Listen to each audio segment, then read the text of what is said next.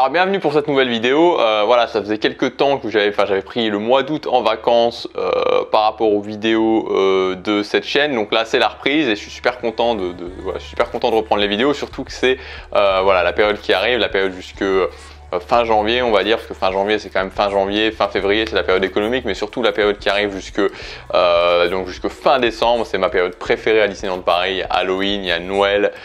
Voilà, c'est les moments les plus magiques de l'année, donc c'est avec beaucoup de joie que je vais pouvoir faire ces vidéos. Donc je pense qu'on sera sur un rythme de une vidéo par semaine, peut-être deux de temps en temps. Mais voilà, on va rester sur un rythme comme ça pour vraiment vous donner des conseils de qualité. Et dans cette vidéo, on va parler de comment vous allez pouvoir, vraiment les 3 meilleurs conseils pour moi pour payer votre séjour à Disneyland Paris, pour payer tout simplement moins cher. Vraiment les 3 meilleurs conseils que je puisse vous donner. Donc le premier, je les ai notés sur un carnet en fait. Le premier meilleur conseil, tout simplement, ça c'est les dates, tout simplement. Les dates.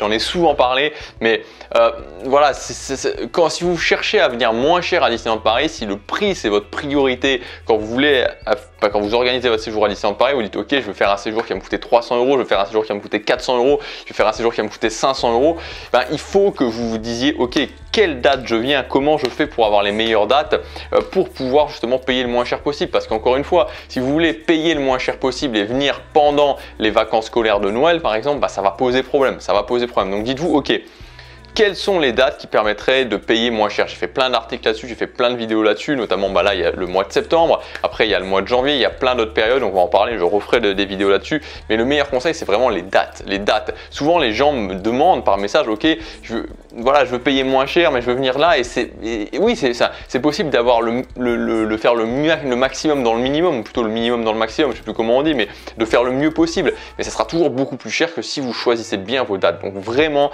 la première étape pour payer pas cher, c'est de dire ok, quelles sont les meilleures dates. Deuxième meilleur conseil, c'est tout simplement d'arriver le dimanche. Voilà, arriver le dimanche, c'est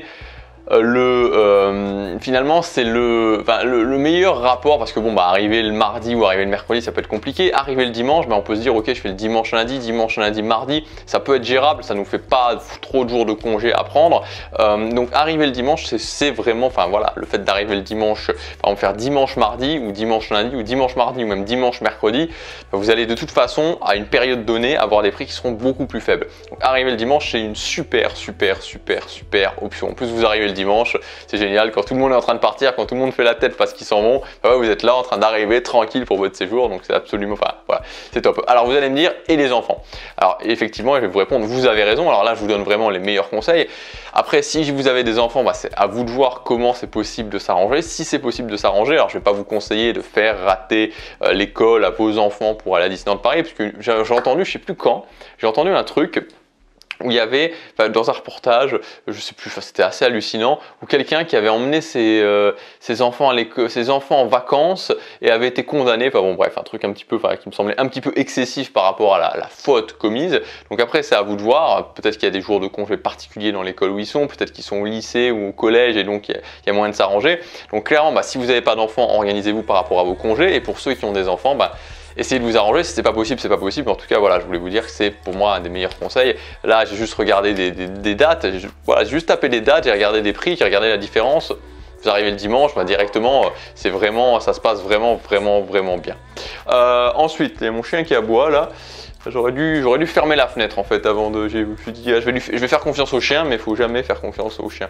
Ensuite, le dernier meilleur conseil, le dernier meilleur conseil que je peux vous donner, c'est de penser différemment des masses. Et ça, c'est quelque chose de très important, et c'est valable pour Disneyland Paris, c'est valable pour n'importe quelle chose.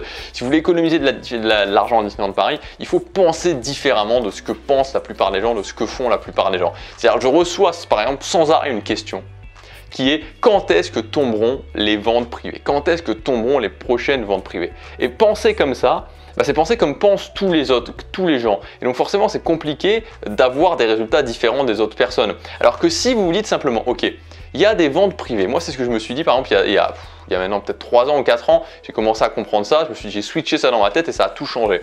Je me suis dit, ok, il y a des ventes privées. Mais plutôt que de me dire quand est-ce que tombera la prochaine vente privée, d'être toujours dans le stress et de se dire, ok, est-ce que j'attends pas? Parce que s'il y a là une vente privée, je vais payer moins cher, mais s'il n'y a pas de vente privée, je vais pas pouvoir partir, je vais plus avoir de promotion du tout. Se dire, ok, et si je commençais à me dire, quand est-ce que tombent les ventes privées? c'est quoi le cycle des ventes privées? Et là, on s'aperçoit qu'il y a un cycle régulier, un cycle qui change de temps en temps, mais qui est quand même régulier et qui, enfin voilà, on peut comprendre comment fonctionnent les ventes privées, comment reviennent vraiment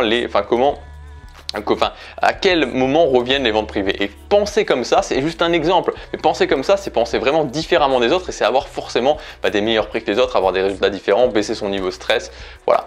Donc c'était les 3 meilleurs conseils que je voulais vous donner. Les dates, arriver le dimanche. Et troisièmement, penser différemment des gens. Il y a plein d'options vraiment pour payer moins cher à Disneyland Paris. Il faut juste penser différemment. Voilà ce que je voulais vous dire dans cette vidéo. Si vous voulez aller plus loin, vous pouvez télécharger en cliquant sur soit le lien dans la description ou soit l'image qui apparaît juste ici, ma série de 5 vidéos privées où je vous résume vraiment les meilleurs conseils étape par étape si vous voulez organiser votre séjour, payer moins cher, attendre moins dans les attractions. Je vous dis à très bientôt pour la prochaine vidéo. Salut!